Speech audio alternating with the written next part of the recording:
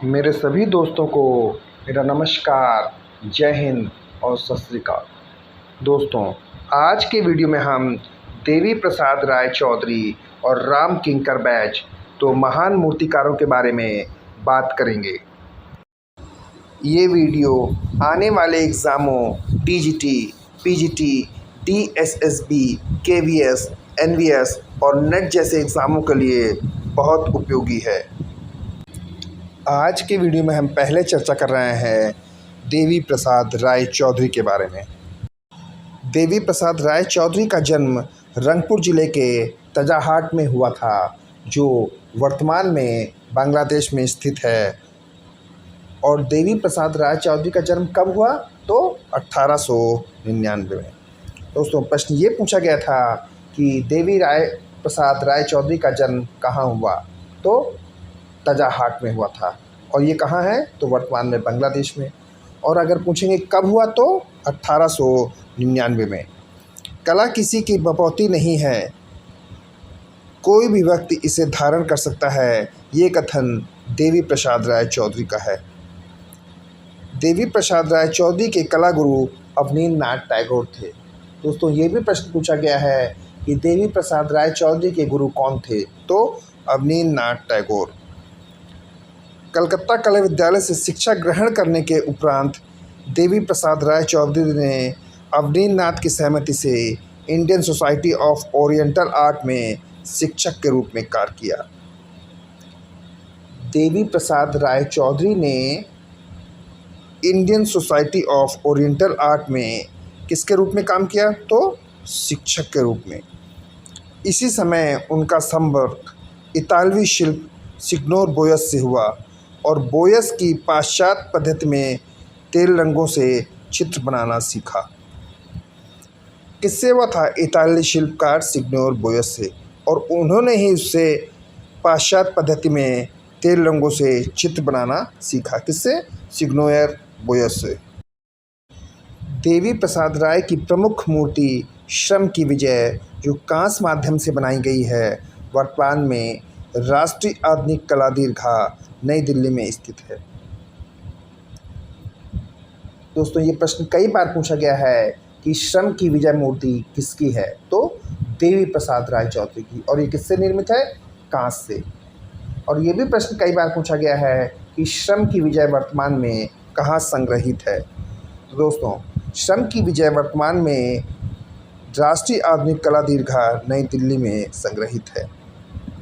देवी प्रसाद राय चौधरी एक मूर्तिकार के साथ साथ एक चित्रकार के रूप में भी जाने जाते हैं। देवी प्रसाद राय चौधरी मूर्तिकार, चित्रकार, शिकारी, निशानेबाज और पहलवान भी थे। देवी प्रसाद राय चौधरी यथार्थवाद शैली के चित्रकार थे। देवी प्रसाद राय चौधरी किस शैली के कलाकार थे? तो यथार्थवाद शैली के। देवी प्रसाद राय के चित्रों में टिशन और रैम्बा का प्रभाव पड़ा। दोस्तों, ये भी प्रश्न पूछा सकता है कि देवी प्रसाद राय चौधरी के मूर्तियों पर किसका प्रभाव पड़ा? तो रैम्बा और टिशन पर। कांस श्रम की विजय 1954, राष्ट्रीय संग्रहालय नई दिल्ली। कांस श्रम की विजय की 2 प्रतियां हैं। पहली बनाई गई 1954 में और दूसरी बनाई गई श्रम की विजय 1959 में, जो मैरीन बीच, चेन्नई में स्थित है। दोस्तों, ये श्रम की विजय मूर्ति मैरीन बीच, चेन्नई में है, जो 1959 में बनाई गई थी। अगला पॉइंट है, शहीद स्मारक मूर्ति शिल्प देवी प्रसाद राय चौधरी का है, जो 7 शहीदों के स्मारक के रूप में पटना में बनाया गया है। कई बार ये पूछा गया है कि शहीद स्मारक किसकी कृति है? क्या है? शहीद स्मारक किसकी कृति है? तो देवी प्रसाद राय चौधरी की। और ये कहाँ है? तो पटना में इसे बनाया गया है, जो शहीदों के स्मारक के रूप में कहाँ बनाया गया है? पटना में। ये मूर्ति की इमेज शहीद स्मारक है, जो पटना में बनाई गई है। स्वतंत्रता स्मारक देवी प्रसाद राय चौधरी का एक और शहीद स्मारक है, जो दिल्ली के सरदार पटेल मार्ग पे स्थित है। देवी प्रसाद राय जल रंग, तेल रंग और पेस्टल रंग में चित्रण करते थे या किया था। किन किन तरीकों से करते थे देवी प्रसाद राय चौधरी चित्रणकार? तो जल रंग से, तेल रंग से और पेस्टल रंगों से। देवी प्रसाद राय व्यक्ति चित्रण भी बनाए थे, या देवी प्रसाद राय चौधरी ने व्यक्ति चित्रण भी बनाए थे, जिसमें रविन्द्रनाथ टैगोर, O.C. गंगोली, पारसी ब्राउन के व्यक्ति चित्र प्रमुख थे। देवी प्रसाद राय चौधरी ने मूर्ति शिल्प में कांस, प्लास्टर ऑफ पेरिस, संगमरमर व मिट्टी माध्यम से कार्य किया। देवी प्रसाद राय चौधरी ने हिरण्यम चौधरी के कला स्टूडियो में मूर्तियों की मॉडलिंग व मूर्तिकारी सीखी थी। इन्होंने कहाँ सीखी थी मूर्तियों की मॉडलिंग? तो हिरण्यम राय चौधरी के कला स्टूडियो में। देवी प्रसाद राय चौधरी के प्रमुख चित्र हैं तिब्बती बालिका, भूटिया औरत, नेपाली लड़की, लेप्चा कुमारी, कौतूहल, कमल सरोवर। और देवी प्रसाद राय चौधरी के प्रमुख मूर्ति शिल्प हैं श्रम की विजय कांस माध्यम, जब शीत ऋतु आती है प्लास्टर, सड़क बनाने वाले प्लास्टर। इनके अन्य चित्रों में है तूफान के बाद जल रंग से, निर्माण तेल रंग से, राजमहल की गुड़िया जल रंग, स्नान के घाट जल रंग, मुसाफिर, जो कि इनका एक प्रसिद्ध चित्र है देवी प्रसाद राय चौधरी का। कौन सा? मुसाफिर, जल रंग से, पुल, पेस्टल से, हरा और स्वर्ण टेम्परा तकनीक द्वारा। 1929 में मद्रास कला स्कूल के प्रधानाचार्य नियुक्त हुए। 1954 में ललित कला अकादमी के प्रथम अध्यक्ष नियुक्त हुए। दोस्तों, ये प्रश्न कई बार पूछा गया है कि ललित कला अकादमी के प्रथम अध्यक्ष कौन थे? तो ललित कला अकादमी के प्रथम अध्यक्ष देवी प्रसाद राय चौधरी थे। 1955 में जापान के टोक्यो शहर में आयोजित यूनेस्को कला सेमिनार का अध्यक्ष देवी प्रसाद राय चौधरी को बनाया गया। 1958 में देवी प्रसाद राय चौधरी को पद्म भूषण पुरस्कार से सम्मानित किया गया और 1966 में रवीन्द्र भारती विश्वविद्यालय से डी.लिट की उपाधि प्रदान की गई। किसकी? डी.लिट की। इन्होंने चित्रों में अधिकांशतः कोहरे का दृश्य अंकित किया है। इनके चित्रों में अधिकांशतः किसका दृश्य अंकित है? तो कोहरे का। निम्न वर्ग के संघर्षपूर्ण जीवन और दीनहीन मजदूर उनकी कला की प्रेरणा रहे हैं। अगर प्रश्न ये पूछा जाए कि देवी प्रसाद राय चौधरी के कला की प्रेरणा कौन रहा है, तो संघर्षपूर्ण जीवन और दीनहीन मजदूर उनकी कला की प्रेरणा रहे। डी.पी. राय चौधरी एक साम्यवादी। कैसे थे डी.पी. राय चौधरी? एक साम्यवादी विचारधारा के। संयोजन की दृष्टि से श्रम की विजय व शहीद स्मारक कांच मूर्ति शिल्प के श्रेष्ठ उदाहरण हैं। अभी तक हम बात कर रहे थे देवी प्रसाद राय चौधरी की, और दोस्तों अब हम बात करने जा रहे हैं राम किंकर बैच के बारे में। राम किंकर बैच का जन्म 1906 में बांकुरा के निकट जुग्गीपाड़ा में हुआ था, जो पश्चिम बंगाल में स्थित है। राम किंकर बैच के मूर्ति शिल्पों का प्रमुख विषय सांथाल समुदाय और शांति निकेतन के आसपास का वातावरण है। राम किंकर बैच ने मूर्तिकला में डिप्लोमा विश्व भारती विश्वविद्यालय शांति निकेतन से किया था। दोस्तों, राम किंकर बैच ने मूर्ति कला का डिप्लोमा कहाँ से किया था? तो विश्व भारती विश्वविद्यालय शांति निकेतन। राम किंकर बैच की कर्मस्थली शांति निकेतन है। भारत का प्रथम आधुनिक मूर्तिकार राम किंकर बैच को कहा जाता है। दोस्तों, अगर प्रश्न ये पूछ लें भारत का प्रथम आधुनिक मूर्तिकार किसे कहा जाता है, तो राम किंकर बैच का। राम किंकर के कला गुरु नंदलाल बोस व विनोद बिहारी मुखर्जी थे। राम किंकर मुख्यतः मूर्तिकार, गौरता चित्रकार के रूप में जाने जाते हैं। दोस्तों, राम किंकर जो बैच थे वो वास्तव मूर्तिकार के रूप में पहचाने जाते हैं। राम किंकर बैज को 1934 में शांति निकेतन के कला भवन के मूर्तिकला का विभाग का अध्यक्ष नियुक्त किया गया। कब नियुक्त किया गया था? 1934 में। और कहाँ के कला का विभाग का अध्यक्ष? तो कला भवन के मूर्तिकला विभाग का अध्यक्ष नियुक्त किया गया था। राम किंकर बैज को प्रथम भारतीय अभिव्यंजनावादी मूर्तिकार कहा जाता है। दोस्तों, क्या कहा जाता है राम किंकर बैज को? प्रथम भारतीय अभिव्यंजनावादी मूर्तिकार। राम किंकर बैज की मूर्तिकला का अंतिम उदाहरण शिल्प दुर्गा की प्रतिमा है।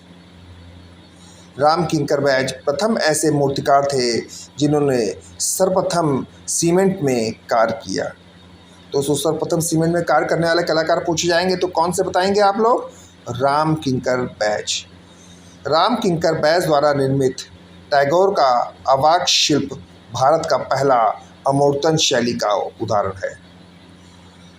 टैगोर का अवाक शिल्प ब्रॉन्ज कास्ट शिल्प यह शिल्प national gallery of modern art नई दिल्ली में संग्रहित है।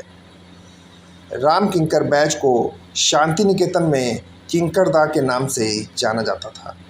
दोस्तों, राम किंकर बैज को शांति निकेतन में किस नाम से जानते थे? तो किंकरदा के नाम से जाना जाता था। राम किंकर के प्रारंभिक मूर्ति शिल्पों का माध्यम क्ले मिट्टी था। राम किंकर के कला जीवन पर डॉक्यूमेंट्री फिल्म 1975 ईस्वी में निर्देशक ऋतिक घटक ने बनाई। दोस्तों, राम किंकर बैज के जीवन पर डॉक्यूमेंट्री फिल्म किसने बनाई थी? तो ऋतिक घटक ने। किसने? ऋतिक घटक ने। लेखक मोन फकीरा द्वारा लिखी गई अंग्रेजी भाषा में पुस्तक सेल्फ पोर्ट्रेट राम किंकर बैज के जीवन पर आधारित है।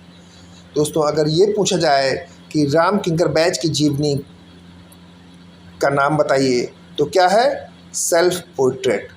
राम किंकर बैज चित्रण तकनीक में तेल माध्यम को अपनाया। दोस्तों, राम किंकर बैज जो चित्र बनाते थे उसमें उन्होंने तेल माध्यम अपनाया। राम किंकर बैज के कला जीवन का आधारित लघु फिल्म असुर 2020 बैज को श्रद्धांजलि अर्पित करने के लिए निर्देशित की गई।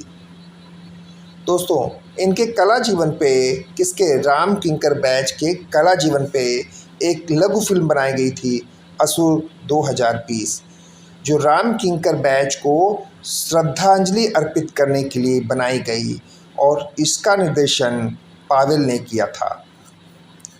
राम किंकर बैज की मूर्ति शिल्प का माध्यम मिट्टी, कंक्रीट, पत्थर और कांस्य था। राम किंकर बैज का कहना है कि एक अच्छा मूर्तिकार बनने के लिए कलाकार को स्वयं मिट्टी तैयार करनी चाहिए। दोस्तों, प्रश्न ये भी पूछ सकते हैं कि एक अच्छा मूर्तिकार बनने के लिए कलाकार को मिट्टी स्वयं तैयार करनी चाहिए, ये किसने कहा था? तो राम किंकर बैज ने।